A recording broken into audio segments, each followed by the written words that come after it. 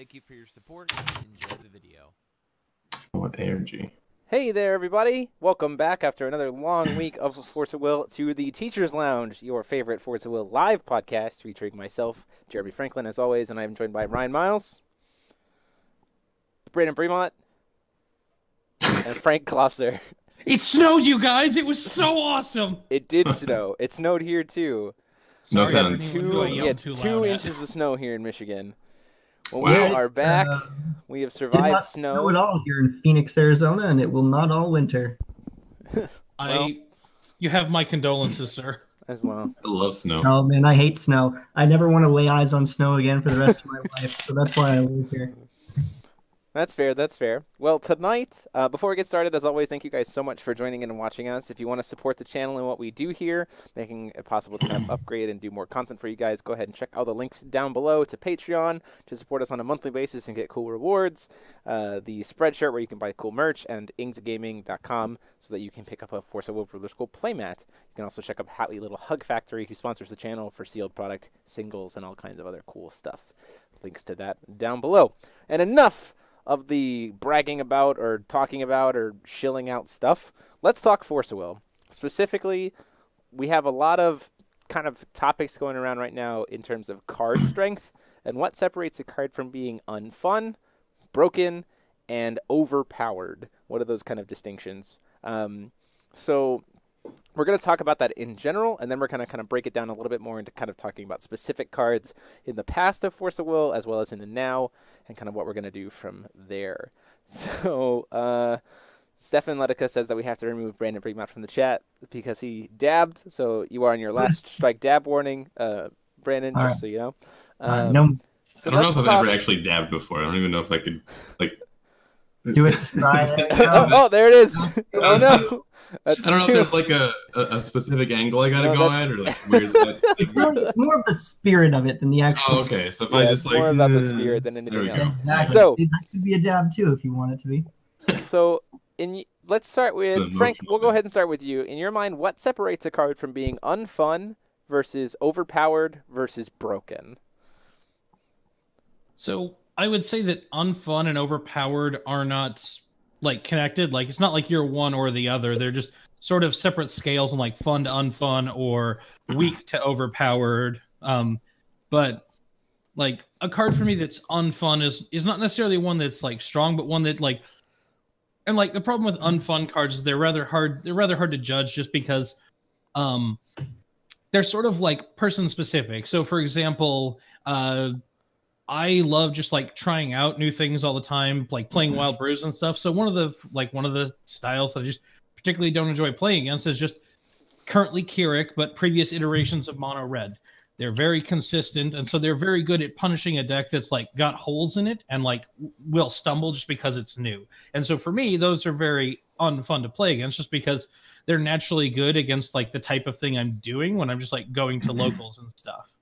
And so, or another good example would be if you were a player like last season who wanted to like go wide, like play pandas or something. That was what you liked.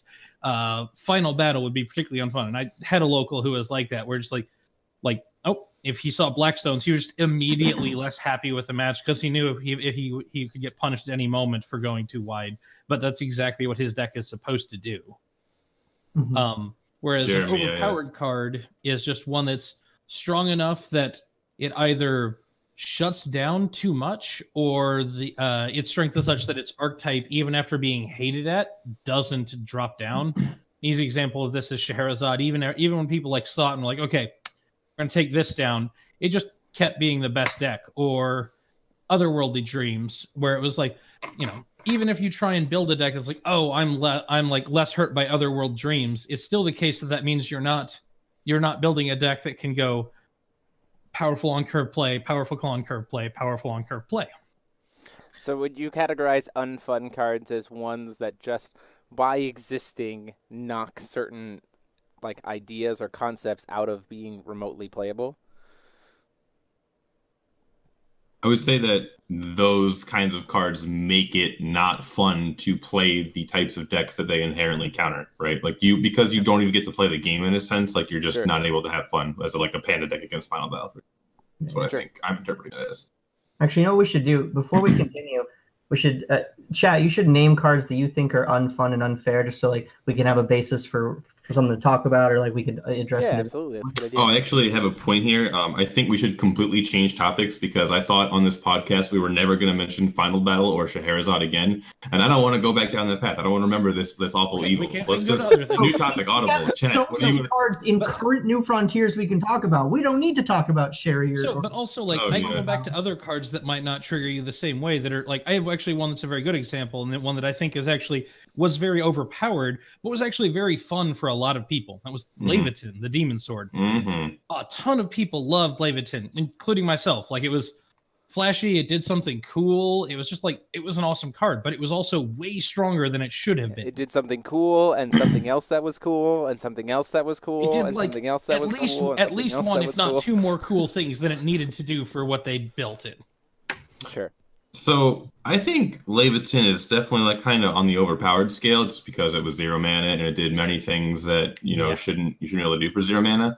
But I wouldn't really put it in the unfun category. I just feel like when I play against Leviathan, I don't just see a Leviathan get slapped down and be like, oh, I'm about to not be able to play the game for whatever reason. Like, I still have interaction. I still have barrier shadows. I still have death sight. I still have blockers. I still have cards that let me be able to play the game. And I get to construct my strategy around the existence of Leviathan, and then I'm still able to do stuff. I think like the most egregious unfun cards that exist now and have existed before are specifically the ones where like you play this resource battle and then you're no longer able to play the game. Like, I'm thinking Captain Hook just made it so that you could try to build any deck in Force of Will, and then as soon as you get Captain Hook and as soon as Lumia flickers, you are just not playing the game. You have no interaction to do with this. You are locked out, and you just get to sit there and watch while your opponent beats you down over the course of the turns. And it's not like it just wins the game on the spot. You have to like sit there and just like have pretend hope that you might be able to call a stone and get back in there, and then you just lose. And then like Distortion of Time Mosasaurus in current format, they just prevent you from being able to play the game.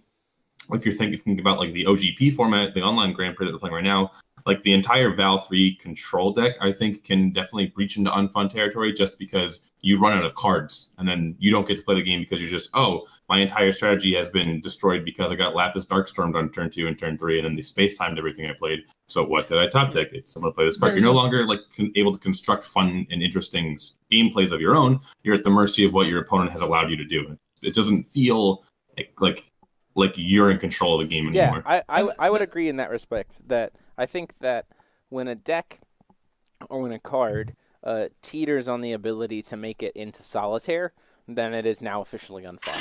And we've talked about this before. I think we talked about it in our sportsmanship episode, where like when you sit down to play a game across from your opponent, like you acknowledge it's important to acknowledge that you're not having a game unless the person is there with you. So like there needs to be some respect for the fact that you have a partner in this game.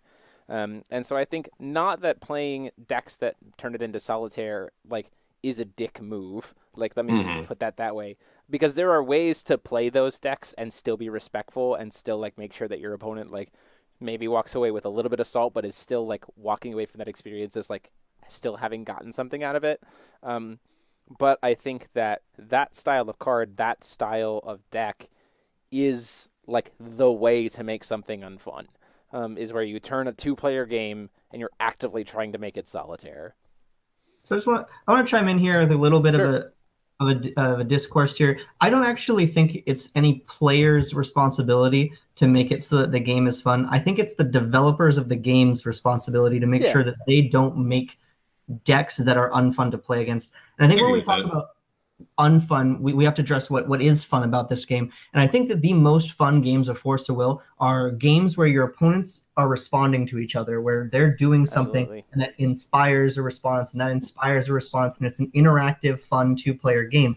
And what happens is when you print cards like Severing Winds, like Otherworld Dreams, like Chrono Break, like Captain Hook, what you are doing is you are completely making it so that your opponent has no options to respond to you. They aren't doing anything while you are doing something, and that is unfun for your opponent. And honestly, I think it's unfun for the player. I mean, when I played Witch at Minneapolis, there were games that I didn't enjoy, and those were the games where my deck did exactly what it was supposed to do, where I had said, you can play whatever cards you want. I'm going to turn to, Chrono Break, recover, play Mosasaurus, flip my ruler, Chrono Break. My opponent, added 4 will to their will pool the entire game. That wasn't fun for me. It wasn't fun for them. It sucked for everyone.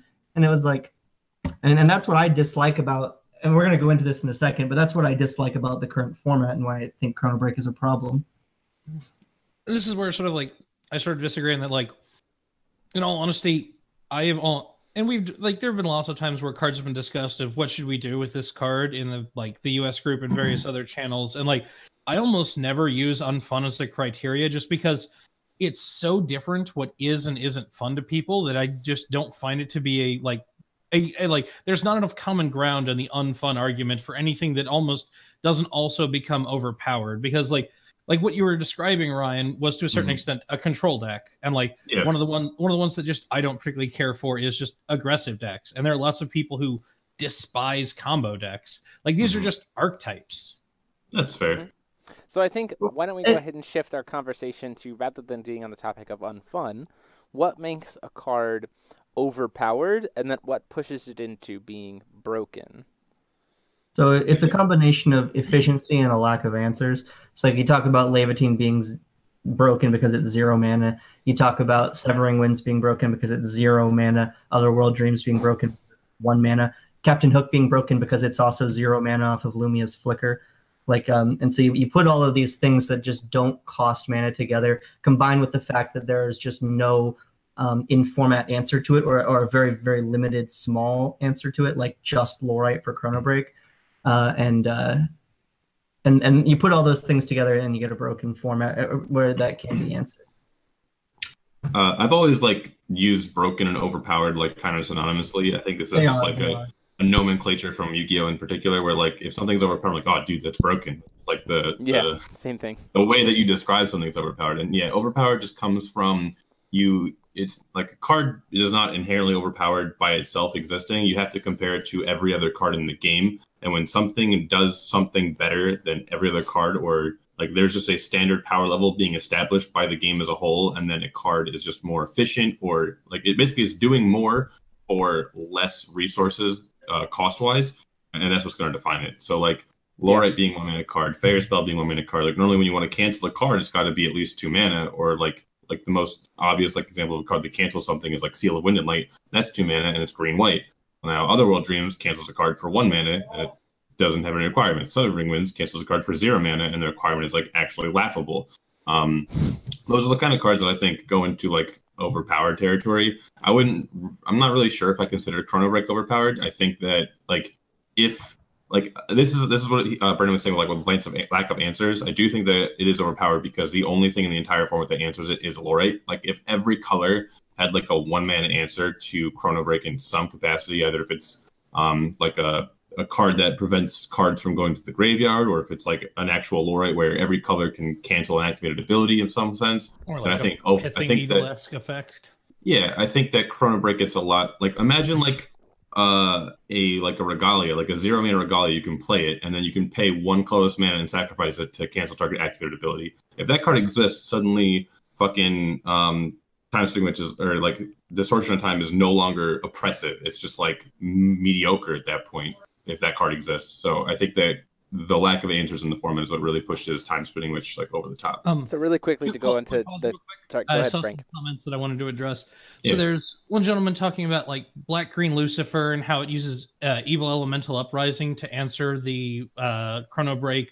And another person is also asking about Evil Elemental. The problem is that if you run into a person who's newer or a little greedier playing Time Spinning Witch, Evil Elemental will catch them and remove from their graveyard. But as long as they cast the distortion of time and then hold priority and immediately use the activated ability, there is never a chance for you to use Evil Elemental Uprising.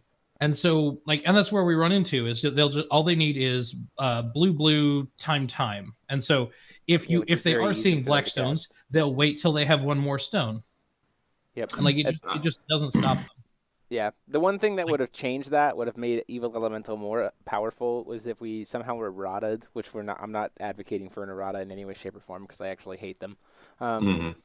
If there was an errata to Time Spinning Witch that said, pay 0 Goddard : remove this card from your graveyard. If you do, your opponent moves their next recovery phase, because then there'd be a moment to be where you could go, oh, response, and you could use just Viola. need some sort of counterplay. Like, you'd have Green would have better counterplay to it outside of Lucifer, Viola, or outside of Lorite. Black would have an answer to it on Evil Elemental Uprising. There'd be a lot of other things, but the fact is, like, its cost is literally pay the will, do it, and it's like, because Chrono Break itself is an instant speed. Like, there's just, you always have priority after casting it. And that's kind of the problem with it. Now, Frank is right. Greedy players totally can just, like, nope. And I think it also speaks to a little bit that, weirdly enough, I think Chrono Break, Time Spinning Witch in general, I think, and especially Distortion of Time with Chrono Break, is actually a deck that can trap you as the player, can trap yourself in pretty punishing misplays if you're on Witch. I think we can speak to the fact that, like, Ryan, there were 13 Time Spinning Witch players, and Brandon was one of them, and Nick was one of them as well. Very skilled players. So that, let's say that, like, that's 3 of the 13. Only 1 made it to top. Not to say that Brandon or Nick ever made misplays. There were definitely some things that, like, I made misplay. Brandon assumes that he makes misplays, but, like, Time Spinning Witch is, weirdly enough, a deck that can actually lose to itself, which I think is interesting, and we can kind of talk back about that when we get back to Distortion of Time, which I think we're going to talk about later. For sure. But, like, and I think, in my opinion, I think it's kind of to move from overpowered to broken, because I also played Yu-Gi-Oh!, so I give them that numerology of, like, not numerology, that language of saying something was OP, you called it broken. That was just the language I used. I think in Force of Will, it is this kind of trifecta of, like, what it does, the efficiency of it, and how many answers there are. And I think that, like, you can have 2 of those things, and I think it makes it, like, overpowered. But then if you, like, have all of 3 of those things, like, pretty consistently, then I start looking at, like, okay, this might be broken in the current format and needs some kind of address. Time Spinning Chrono Break's consistency, quote unquote, is, I think, the point of that triangle where it falters the most, because of what I was talking about, how Time Spinning Witch can easily misplay itself out of a game. But we'll talk about that more in a later bit. Ryan? I do think another thing that, like, makes cards, like, playable or not is the efficiency of the answers that, like, exist in the format. So one of the problems with Chrono Break is that there's literally only 1 answer in the entire format, and it's Lorite. Like, nothing else actually counters the God's Art for Distortion of Time. But you also need, like, sometimes there have existed cards that were overpowered, and, like, yeah, answers existed, but they're not more efficient than the card in the first place, so it was still overpowered. Example of this, and we saw Gale Force get printed. Everyone was like, oh my god, this is Death of Gwyber. And it's like, actually, Gwyber costs 1 mana, and Gale Force costs 1 mana. So, yes, you are now capable of killing my Gwyber, but you're not doing it at any more of an efficient way than I'm playing my Gwyber. So you're not actually getting ahead, you're just not falling behind. And then, like, your Gale Force costs 1, my Apollo costs 0. Yeah. Also, your Gale Force costs 1, and my Alice is castling into Hook also costs 1. Yeah, no, that's when you get absolutely nutted on. But yeah, like the Evil Elemental Uprising problem, like I played against some Keurig last night on stream, and it's like, I'm never even worried if a Keurig deck decides to side in Evil Elemental Uprising against Time Spinning Witch. I'm still going to make greedy Distortion of Time, let it sit in my graveyard before untap Chrono Break you. Like, I'm still going to make those plays against a black deck, because if you pay 1 mana to exile my Distortion of Time, like, I'm just fine with that, because I paid 1 mana to play my Distortion of Time. I already drew a card off of my Distortion of Time, so, like, I've already gotten value out of that. If you're wasting tempo to try and remove it, I will find another Distortion. I have, like, 16 cards in my deck that say draw a card. I will always find another Distortion of Time, and I will always find a third one. So, like, I'm fine being greedy against those kind of black decks, because your answer is not more a problem than I had. Brandon, any thoughts on the difference between something that is overpowered versus broken? Again, I think that they're typically pretty interchangeable. Broken is it's typically hyperbolic. I mean, people say, like, oh, that's so broken. They don't lately. Have you considered turning it off and turning it back on again? I mean, that's what I'm doing right now, so shut up. Have you considered buying 1 new internet? Getting in whole internet. It's doing the same. Why is it